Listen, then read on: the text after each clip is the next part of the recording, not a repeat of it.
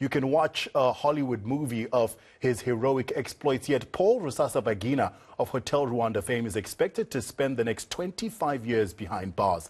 The former hotel manager has been found guilty of funding terrorism. But Rusesabagina's supporters claim it's all politically motivated. He's even called the trial a sham. Yet the Rwandan courts insist he gave money to the armed wing of his opposition political group, the Rwandan Movement for Democratic Change, that reportedly carried out deadly attacks in the East African nation in 2018. And now, Rusesabagina's daughter, Carine Kanimba, joins us live all the way from Brussels in Belgium to speak about what her family is going through. Carine, thank you so much for speaking to us this morning. I know this can't be an easy time for you and your family. So let me start off by asking how you are doing and if you've had any chance of contacting your dad, how he's doing. Well, first off, thank you so much for having me on the show.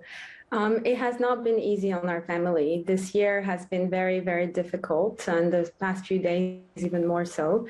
We have not been able to get in touch with him. We only have 5 minutes calls with him every single week. 5 minutes isn't enough to say much, and since the judgment, we have not been able to get in touch with him. You've said that the guilty verdict in this trial came as no surprise to you. You believe that the trial has been a sham, that there's been a miscarriage of justice. Why? So to begin, my father is now a political prisoner. He was kidnapped and dragged across international borders in violation of international law. And then he was tortured for 4 days in the Rwandan torture house. And then he was held in solitary confinement for over 250 days. And that is a violation of the UN Nelson Mandela rules, which says that more than 15 consecutive days in solitary amounts to psychological torture. And then he was denied access to his lawyers, to his international legal team. And he was denied access to even reading the case file against him. Throughout the trial, the co-accused came on the stand and said that they were forced and tortured and coerced into saying false statements against my father. So the entire trial is a sham. This is just a typical case of a dictator trying to silence a humanitarian and a human rights defender. I believe your father is a cancer survivor. How is his health doing? That is our biggest concern. He's not only 67 years old, he's a cancer survivor. He has not received his medication. The Rwandans have refused to give him the meds sent to him from his doctor via the Belgian diplomatic suitcase. He has missed 2 cancer screenings, and we're very, very concerned that that the cancer comes back. And also the physical and psychological torture he has endured also contributes to his current health deteriorating. So this is our biggest concern. Emotionally, he's as strong and as principled and kind and calm and loving as he has always been. But physically, we are very concerned. Carine, what legal recourse do you have now? Are there any steps that you can take? So in terms of justice, Rwanda, there's only one judge. The dictator, Paul Kagame, is the one and only judge. He's the one who kidnapped my father. He had tried to assassinate him several times over the years, followed him, intimidated him. So in Rwanda, we expect no justice. This was a sham trial, and it's a kangaroo court. In terms of justice, we really rely on the international community that has witnessed this injustice, that have watched as my father was denied of all his basic human rights. And we hope that via political avenues, political pressure, and the international community becoming increasingly aware of the reality behind the Rwandan regime, that they will help us put pressure on the Rwandan dictator to let my father go. Your father's a Belgian citizen. He's a resident of the United States. Has there been any word from those two governments?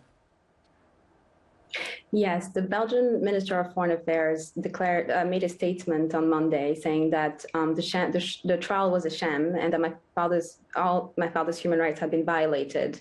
They asked to speak with the Rwandan authorities, and we will look forward to seeing where this conversation goes. In the United States, my father is considered, it has been taken under the umbrella of the special envoy for a special presidential envoy for hostage affairs. So he's considered either illegal illegal detainee or a hostage. The U.S. Congress sent a letter to President Kagame asking him to let my father go. The U.S. Congress also sent a letter to Secretary Blinken asking him to use all diplomatic means at his disposal to bring my father back home. And so we know that the pressure is there. We know that the international community is aware and awake and watching, and we hope that this pressure will lead to my father's return home. Carine, you know, there's two sides to every story, they say, and the Rwandan government says that your father has been responsible for funding terrorism. They say he's got a connection with the FLN, and he's not denied his connection with the FLN. But if you know, what is his relationship with that movement exactly? So first, those accusations from the Rwandan governments, they had an incredible evidence against him. They would not have needed to violate international law and kidnap him and bring him illegally to Rwanda. They would have used already established methods to bring him to justice, to bring him to Rwanda.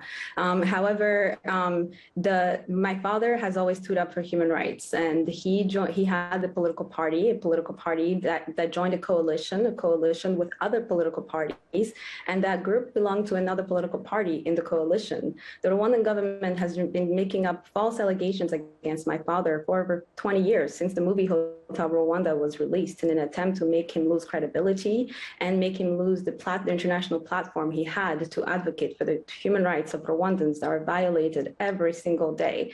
So my father has been standing for human rights and has been asking for the people in the Great Lakes region of Africa and Rwanda to stand up for their rights. And this is exactly why he's in prison today, and this is exactly why Kagame wants to silence him. The false charges are just accusations and inventions by the dictator in an attempt to silence my father. Well, Carine, thank you so much for taking the time to speak to us. I know, like I said, this is a difficult time for your family, so we appreciate your time, and we hope that eventually justice is done. Carine Kanimba, the daughter of Hotel Rwanda hero Paul Rusesabagina, speaking to us from Brussels in Belgium about the 25-year sentence her father's just received.